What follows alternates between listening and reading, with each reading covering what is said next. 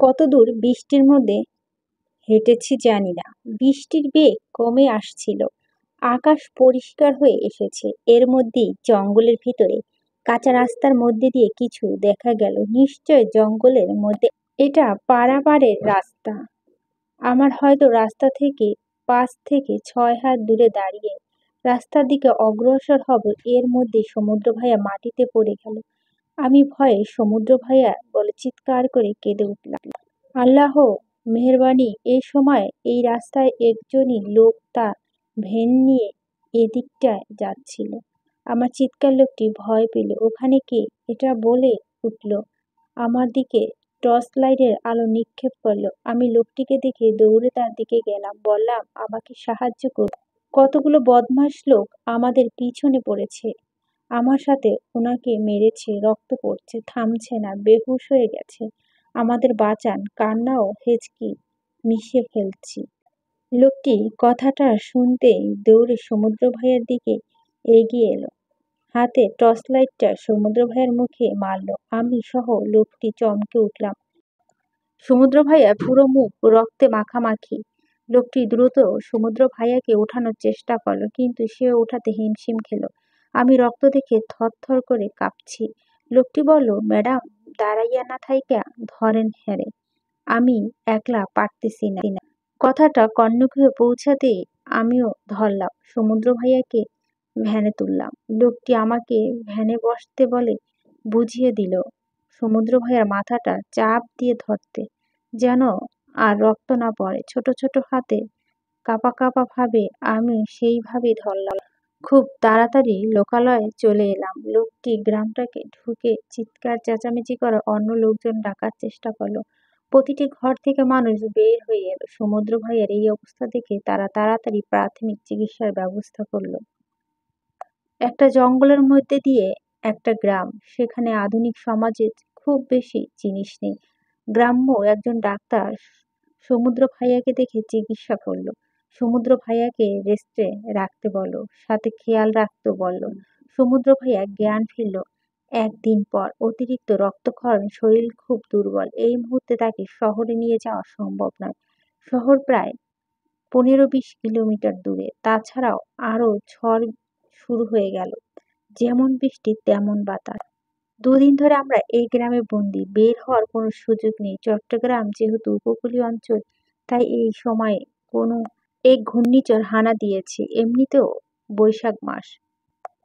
এই ঘূর্ণিঝড়ের সাথে কালবৈশাখীও যোগ দিয়েছে। গ্রামগঞ্জের অবস্থা খুবই খারাপ। 2 দিন পর ঘূর্ণিঝড়ের প্রভাব কেটেছে। আজ 4 দিন চকচকে রোদের সোনালি আলো খেলা করছে। এই 2 দিনে আমি দিনরাত সমুদ্র ভাইয়ার সেবা করেছি। আমাদের তারা আলাদা একটা রুমে থাকতে দিয়েছিল। সেখানেই আমরা ছিলাম। আর সমুদ্র ভাইয়া হাঁটছে। তাকে কিছু একটা সুস্থ বোধ দেখাচ্ছে। আশেপাশে যেহেতু সবকিছুই ঠিকঠাক হয়েছে, তাই সমুদ্র ভাইয়াও যাচ্ছেন। শহরের দিকে যাবেন, ঢাকায় ফোন করবেন, পলাশ ভাইয়াকে খবর দিবেন। দেখা করে ঢাকায় রওনা দিবে। সেখানে গিয়েই যা করার করবেন। কিন্তু আমাদের পরিকল্পনা থেকে ও উপরে একজন বড় পরিকল্পনা করে রেখেছি। গ্রামের সব মানুষেরা একত্রে হয়েছে। উঠানের মাঝে গ্রামের মোড়ল বসে আছেন, সাথে গ্রামের মুরব্বীরাও। আমাদের দেখে সবাই খুশি হলো। তাদের সাথে বসার জন্য আমন্ত্রণ জানালো। 2 দিন সমুদ্র ভাই অসুস্থ ছিল, ঝড় বৃষ্টি হয়েছে বলে তারা সরাসরি আমাদের কিছু জিজ্ঞাসাও করেন নাই। তারা আমাদের এটা সেটা কত কিছুই জিজ্ঞেস করলো। আমরা শুরু থেকেই সবকিছুই খুলে বললাম। হঠাৎ করে গ্রামের মোড়ল জিজ্ঞেস করলো, তোমার স্বামী স্ত্রী না? বিয়ে কতদিন ধরে হয়েছে? আমি সহ সমুদ্র ভাইয়া চমকে উঠলাম। বললাম, আমাদের বিয়ে হবে কেন? উনি আমার চাচাতো ভাই। মোড়ল হাত দিয়ে ইশারা থামিয়ে দিল। মুরব্বীরা একে অপরের সাথে কথা বলা বলি শুরু করে। গ্রামের মানুষজন অদ্ভুত চোখে তাকাচ্ছে। হঠাৎ পরিবেশ বদল হয়ে গেল। আমি ভয় পেয়ে সমুদ্র ভাইয়ের দিকে তাকালাম। সমুদ্র ভাই আমাকে ইশারায় শান্ত থাকতে বললেন। ঠিক, কিন্তু সে ভেতর থেকে অশান্ত। সেও বুঝতে পারছে না কি হচ্ছে। হঠাৎ এক মুরব্বী বলে উঠল, আজকাল কার মেয়ে ছেলেদের লজ্জা শরম নেই। তোমরা ভাই বোন, আমরা বিশ্বাস করুন কেন? এমনও তো হতে পারে অন্য কিছু। আবার 2 দিন একলগে ঘরে থাকলা।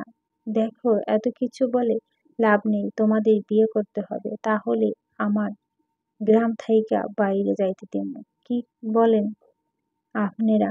গ্রামের সবাইকে উদ্দেশ্য করে সবাই সায় দিল। তারপর কি? আমাদের আপত্তি কোনো কাজ দিল না। কত করে বুঝালাম, ওনারা যা ভাবছেন তো তেমন কিছু নেই। তবুও আগেকার মানুষ বলে কথা, তারা তাদের কথায় রাখলো। সমুদ্র ভাইয়ার সাথে আমাকে জোর করে তারা বিয়ে করিয়ে দিল। হুজুর দিয়ে 3 কবুল খাতা কলমে বিয়ে সম্পূর্ণ করে দিল। তারপর আমরা শহরে এসে বাকি কাজ করে ঢাকায় রওনা দিই। সারা রাস্তা আমি চুপচাপ ছিলাম। সমুদ্র ভাইয়া কতবার আমাকে এটা সেটা জিজ্ঞেস করছে। আমি স্থির হয়ে পুতুলের মতো ছিলাম। বাসায় আসতে কারো সাথে কথা না বলে আমি দৌড়ে নিজের রুমে চলে গিয়েছিলাম। এই ছিল সেই অনাকাঙ্ক্ষিত ঘটনা, অনাকাঙ্ক্ষিত রাত, অনাকাঙ্ক্ষিত যা বয়ে বেড়াত। বর্তমান বারান্দায় বসে বসে এগুলো ভাবছিলাম। হঠাৎ কারো আগমন আমি চমকে উঠলাম। সমুদ্র ভাইয়া দাঁড়িয়ে আছে। আরে, যার নাম মনে মনে 500 বার জপি সেই এসে হাজির। কিন্তু সে বারান্দায় দিয়ে আসলো কি করে? আমি অবাক হয়ে বললাম, বারান্দা দিয়ে কেমনে আসলেন? আপনি সত্যি সমুদ্র ভা কিছু বলার আগেই মুখটা চেপে ধরলো, খুবই শক্ত করে ধরলো। আমি উফ শব্দ করছি বারবার। আমার দিকে ঝুঁকে পড়ল। তোর সাহস কি করে হয় আমাকে মিথ্যা বলার? ওই বাড়ি থেকে কার পারমিশনে এ বাড়িতে এসেছিস? সন্ধ্যা বিকেলে পরপুরুষের সাথে এত গাড়িতে ওঠা শখ তোর? বিবাহিত হয়ে প্রেমপত্র নিয়ে প্রেম করছিস চিৎকার করে? কিভাবে বলি তারে এত কিছু? সবই মিথ্যে, আমি সত্যি বলছি।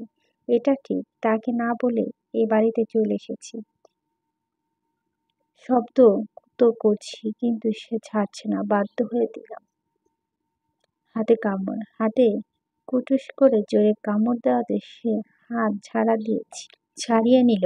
এই সুযোগে আমি বারান্দা থেকে রুমে ঢুকে বারান্দার দরজা বন্ধ করে তেই সমুদ্র ভাইয়া দরজা ধরে ফেললো। এমন একটা হাতির সাথে আমি পিঁপড়ে পেরে উঠবো তা কখনোই সম্ভব নয়। আমি দরজা বন্ধ করতে পারলাম না, তার শক্তির সাথেও পেরে উঠতে পারলাম না।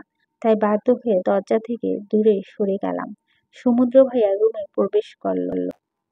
এদিকে ওদিকে ঢুকছে। উনি ঢুকছে কেন এমন করে? ভয়ে একটা ডুব দিলাম। পিছন দিকে দরজাটা তাকালাম, বন্ধ করা। এখন যে দরজা খুলে পালাবো সেই উপায়ও নেই। তা একবার চেষ্টা করে দেখা যাক, এই ভেবে দৌড় লাগালাম। তার আগেই সমুদ্র ভাইয়া হেঁচকা টানে খাটে ফেলে দিয়ে আমার উপরে উঠে বসলো। আমি হাত পা ছোটাছুটি করছি তা থেকে বাঁচার জন্য, কিন্তু পুরুষের শক্তির সাথে নারী কখনোই পারে না। আমিও পারলাম না। আমার 2 হাত তার এক হাতের মধ্যে শক্ত করে আবদ্ধ করে রেখে বলল, একদম চেঁচামেচি করবি না। এটা শেখ মহল নয়, তোর নানু বাড়ি। মান সম্মান তো যাবে, সাথে আমারও। তবে আমার সমস্যা নেই, লজ্জা কোনো কালেই আমার ছিল না। আপনি কিছু খেয়ে এসেছেন? ছাইপাশ খেয়েছেন? মাতলামি কেন করছেন? সমুদ্র, হ্যাঁ খেয়েছি, তোর কারণে খেয়েছি। তুই মিথ্যা বলেছিলি কেন? আপনি না এমপি, এগুলো যে খেয়েছেন বড় চাচা জানে আপনার ইমেজ রাজনীতি মহলে কতখানি ধসে পড়বে পারে জানেন? আমার কারণে খেয়েছেন আর আমি আপনাকে মিথ্যা কথা কখন বললাম? আর কিছু বলার আগে ধমক দিয়ে থামিয়ে দিল। বলো চুপ, একদম চুপ। এমপি বলে কি আমার পার্সোনাল জীবন নেই? আমার কি সংসার করতে ইচ্ছে করে না? বউ বাচ্চা লাগবে না?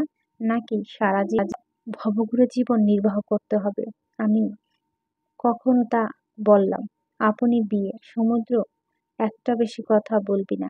বিশ্বাস কর, এখানে এমন কিছু ঘটে যাবে তার জন্য আমি মোটেও তোর কাছে ক্ষমা চাইব না। বিয়ে তোকে করছি, দুনিয়া হয়তো এখনো জানে না, কিন্তু জানবে। তোকে আমার বউ হয়ে থাকতে হবে, বুঝলি? অল্প বয়সে দিক ক্যারিয়ার ফোকাস দিতে খুবই অল্প। কেননা আমার সংসার চাই, বাচ্চার বাপ হওয়ার সময়কে আমি মোটেও ভরপুরে যেতে দিতে পারি না। খুবই রেগে গেলাম। আমাকে যে চারদিক থেকে বন্ধ করে রেখেছেন সেদিকে আমার বিন্দুমাত্র খেয়াল নেই। মোট কথা রেগে গেছি, তাই মুহূর্তে চিল্লিয়ে বললাম, আমি সংসার করব না, আমি আপনার সাথে থাকব না। আপনি নিজেকে যেমন দেখায় আপনি মোটেও সেরকম নন। আমি আপনার রংমহল থেকে দূরে।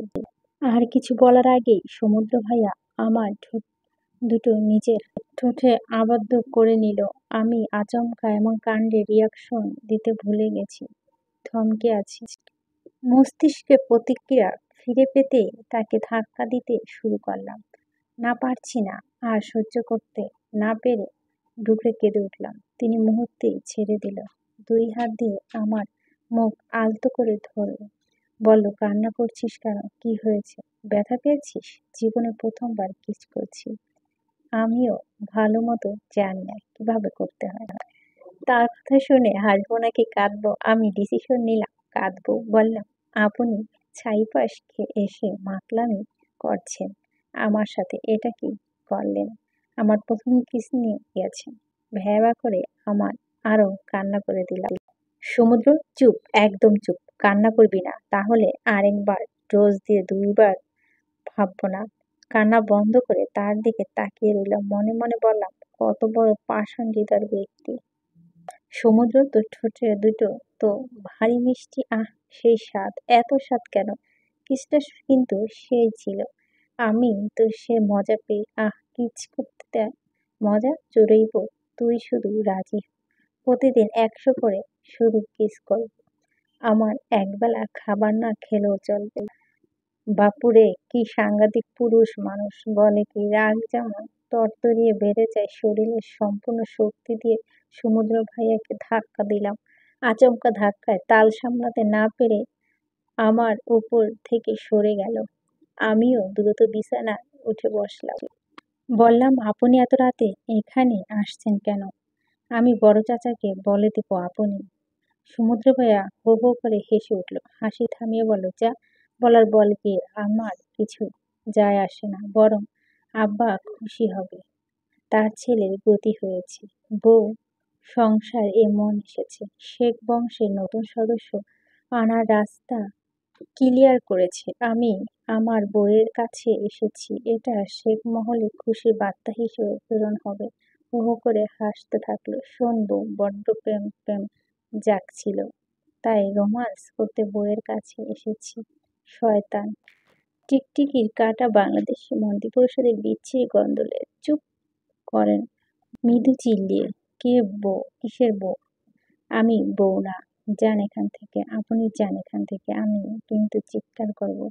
কি গন্ধ বাপুরে, গা গুলিয়ে আসছে। এগুলো কবে থেকে খাওয়া শুরু করেছেন? সমুদ্র, দেখো বউ, চিৎকার করলে তোমার মান সম্মান যাবে।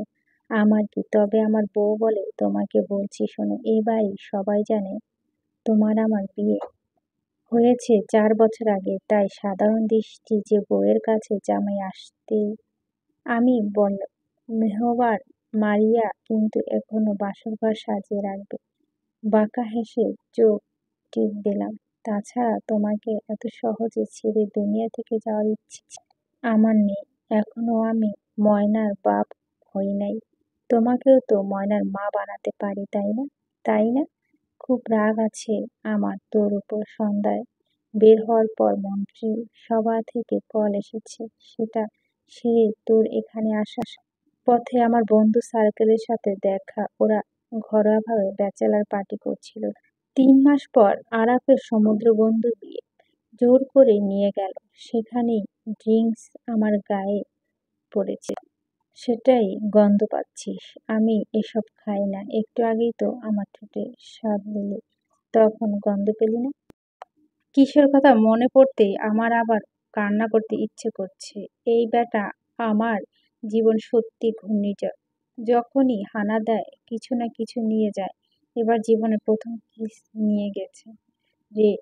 ঠোঁট উল্টে কিছু করার আগে সমুদ্র ভাইয়া বলল, এই থাম থাম, একদম ড্রামা করবি না, কান্না তো মোটেও করবি না। তাহলে অন্য কিছু করে ফেলবো। অন্য কিছু? সেটা কি? আর কি করার বাকি? নাক ছিটকে নিঃশ্বাস নিলাম। সমুদ্র বাকি আছে, খুব গুরুত্বপূর্ণ কাজ বাকি আছে এখনো। আমার বাসরের কাজটা আজ 4-4.5 বছর ধরে পেন্ডিং অবস্থায় ঝুলে আছে। কেউ জানতে পারলে ভাববে এমপি আব্রাহাম ফারহাদ সমুদ্রের সমস্যা আছে, পারে না। আয় হায়, কি লজ্জা, কি লজ্জা! হাত দিয়ে চুলগুলো টেনে মান সম্মান ইজ্জত প্লাস্টিক। যাক রে, কিন্তু তারা তো আর আসল খবর জানে না। শুনবো, আমার কথা গভীর মনোযোগ দিয়ে শোনো। আমার দিকে একটু ঝুঁকে ফিসফিস করে বলল, আমি যখন তখন যে কোনো সময় বাসরের কাজটাই সেরে নিতে পারি। আরো শোনো মেয়ে, আমি সর্বোচ্চ আর 2 থেকে 3 মাস দূরে থাকতে পারবো। তবে তুমি যদি বেশি দেরি করো, আমি কাজটা এখনই সেরে ফেলবো। একটু সরাতো তো ওড়নাটা দেখি।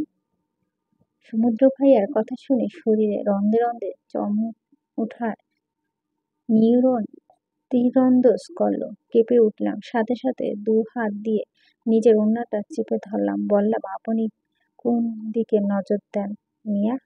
লজ্জা করে না? নির্লজ্জ, ঠোঁট কাটা, বেহায়া বেটা কোথাকার! বের হন। সমুদ্র যাওয়ার জন্য আসিনি, অনেক কিছু জানার আছে।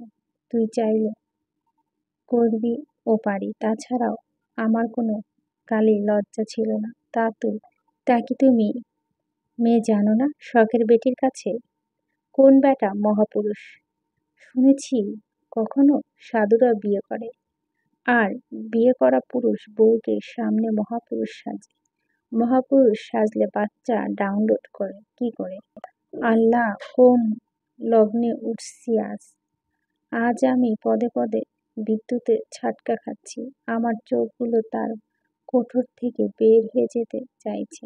কান থেকে, আগ্নেয়গিরি থেকে ও মনে হয় বেশি গরম হওয়া বের হচ্ছে। মানে কি, ইনি কি সমুদ্র ভাইয়া নাকি অন্য কেউ? নিশ্চয় জি। সমুদ্র আমিই। এখন আমাকে কিছু প্রশ্ন উত্তর দিত। পকেট থেকে একটা চিরকুট বের করে আমার দিকে এগিয়ে দিল। এটা যে ছেলেটি দিয়েছে সে কে? চিরকুটটা দেখে আমি চিনতে আমার 2 সেকেন্ডও সময় লাগলো না। এটা তো সেই চিরকুটটা। আমার মনে হয় কোনো কাদা নেই। ইভেন আমিও জানি না এই চিরকুটটা মালিককে। আমি নিজেকে স্বাভাবিক করে নিলাম, কিন্তু নিথু নিথু চোখে আমাকে পর্যবেক্ষণ করছে সমুদ্র ভাইয়াকে শুরু থেকে সবকিছু বললাম। রাতে সেই অনুভূতিও, যেখানে আমি উষ্ণ নিঃশ্বাসে অনুভব করছি। সমুদ্র, আমাকে জানালি না কেন? কি করে আপনাকে জানাবো?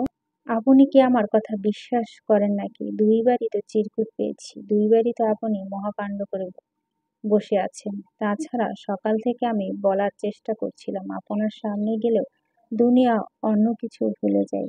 আমি যখন ঘুম থেকে জেগেছি তখন আপনিও গভীর ঘুমে। 2-3 ধরে আপনি নির্ঘুম রাত কাটাচ্ছেন, তাই আর জাগাই নাই। আমার পড়াশোনাও ক্ষতি হচ্ছে ওই বাড়িতে। আমার সমবয়সী কেউই নেই, ফাঁকা ফাঁকা লাগে। তাই রাতে বাবাকে বলছিলাম আমি আজই বাড়িতে আসবো। আম্মুকে বলছি আসার সময় বিকেলে আপনি জেগে থাকলে আপনাকেও বলে আসতাম। মেহবা ভাই গাড়ি নিয়ে এসেছিল, তার সাথেই চলে এসেছি।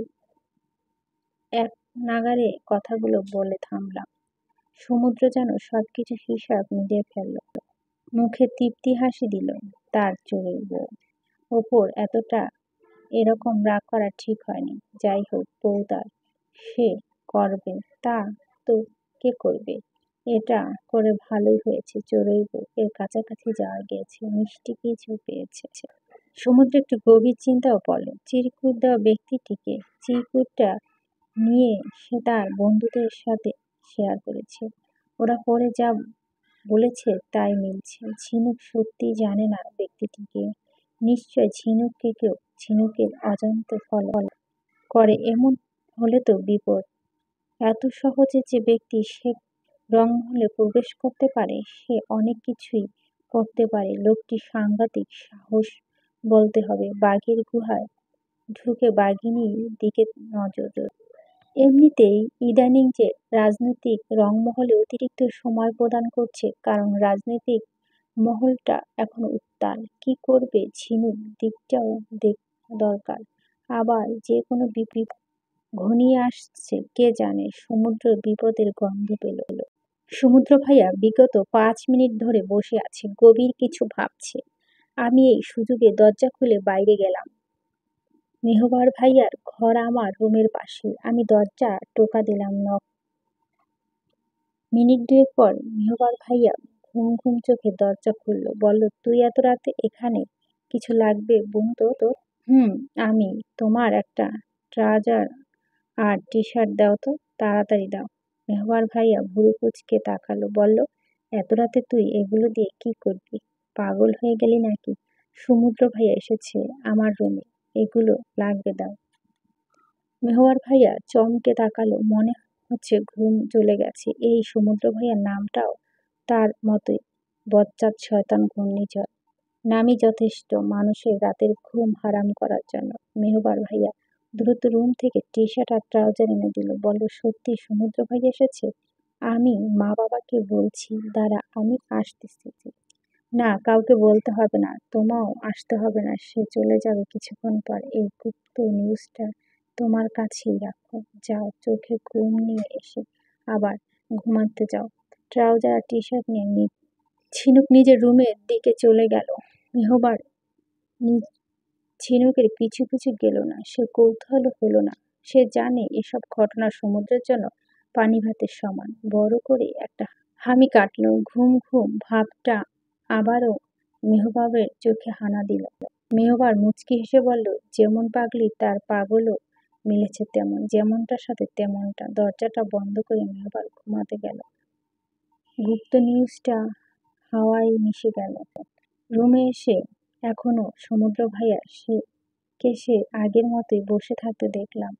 আমি তার দিকে এগিয়ে গেলাম, হাতে টি শার্ট আর ট্রাউজারটা এগিয়ে দিয়ে বললাম, সমুদ্র ভাইয়া চান গোসল করে আসেন। বাপুরে কি ধ্যানে মগ্ন আছেন আল্লাহ ভালো জানে। আশেপাশে যেন কোনো কিছু হুঁশ নেই তার। আমি যে বাহিরে গেলাম সেটাও মনে হয় জানে না। আমি সমুদ্র ভাইয়ার কাঁধে চাপড় মেরে বললাম, সমুদ্র ভাইয়া, ও সমুদ্র ভাইয়া। সমুদ্র ভাইয়া হালকা লাফিয়ে উঠল, বলল, হয়েছে কি? তোর তো সাহস দিন দিন বেড়ে চলছে, পিচ্চি মেয়ে হয়ে আমার মতো মানুষকে ভয় পাইয়ে দিস। সমুদ্র ভাইয়ার কথা শুনে হাসি পেল। আমি খিলখিলে হেসে উঠলাম, বললাম, তুমি কোন মঙ্গল গ্রহে হারিয়ে গেছো? কতবার যে ডাকছি কানে যাচ্ছে না। মিথ্যা কথা, মাত্র একবার ডাকলে ওঠো। এই গন্ধটা আমার ভালো লাগছে না, পেট গুলিয়ে বমি ভাব হচ্ছে। তুমি ফিরে এসো। এই নাও মেহবার ভাইয়ার টি শার্ট আর ট্রাউজার। নিজের শখের রানীর হাসি দেখা ভাগ্যবানদের কপাল, যা সবাই নিয়ে জন্মগ্রহণ করে না। সমুদ্র মুচকি হেসে বলল, ধন্যবাদ জুড়ইব। টি শার্ট আর ট্রাউজার নিয়ে ওয়াশরুমে চলে গেল। সমুদ্র ভাইয়ের অপেক্ষায় বসে আছি। দীর্ঘ 20 মিনিট পর ওয়াশরুম থেকে বের হলো। আল্লাহ রে, বেটা মানুষও বিরাতে এতক্ষণ গোসল করে? সমুদ্র ভাইয়াকে না দেখলে জানতাম না। যাই হোক, অবাক চোখে তাকিয়ে আছি। তাকে স্নিগ্ধ লাগছে। সমুদ্র ভাইয়া এত সুন্দর কেন? শ্যামবর্ণ পুরুষটা দিন দিন আমার চোখে আরো বেশি সুন্দর হয়ে উঠেছে। ভয়ঙ্কর, এ যেন এক ভয়ঙ্কর অনুভূতি। সুন্দর নাকি মেয়েদের জন্য বরাদ্দ? তবে আমি বলবো, পুরুষরাও মাঝে মধ্যে মেয়েদের সৌন্দর্য থেকেও ঊর্ধ্বে হয়ে। সমুদ্র, এভাবে তাকিয়ে আছিস কেন? মনে হচ্ছে খেয়ে ফেলবি। খাবি নাকি আমায়? আমি বিষম খেলাম। আমি জানি তার ঠোঁট কাটা স্বভাব বড্ড ভয়ঙ্কর। কিছু বলবো তার আগেই সমুদ্র ভাইয়া বলল, সর সামনে থেকে, আমি একটু ঘুমাবো। বলে বেটে গিয়ে শুয়ে পড়ল। মুখ ফুলিয়ে বিছানায় বসে পড়লাম। বললাম, আমি কোথায় ঘুমাবো তাহলে? এই রুমে আমার। আপনি আপনার বাড়িতে যান। আপনার বাড়ি? আর কিছু বলার আগে উনি দ্রুত গতিতে বিছানায় উঠে বসলো। হাত ধরে টান দিয়ে আমাকে বিছানায় ফেলে দিল। আমাকে কোলবালিশের মতো জড়িয়ে ধরে বলল, ঘুমা, বড্ড ঘুম পাচ্ছে। মা, নানি, শাশুড়ি বাড়িতে প্রথম ঘুমাতে যাচ্ছি, ডিস্টার্ব করবি না। তোর ডিস্টার্ব করা ভালো, বদঅভ্যাস আছে। ডিস্টার্ব করলে আমি সত্যি উল্টো পাল্টা কিছু করবো। আমি আর কিছুই বললাম না। এখন কিছু বলা মানে বিপদ ডেকে আনা। না, আমি এখন উল্টোপাল্টো কিছুই চাই না। শক্ত করে ধরে রেখেছে, যেন ছেড়ে দিলে পালিয়ে যাব। মুখ ফুলিয়ে এতক্ষণ জেগেছিলাম জানি না, এক পর্যায়ে ঘুমিয়ে পড়লাম। সকালে উঠতে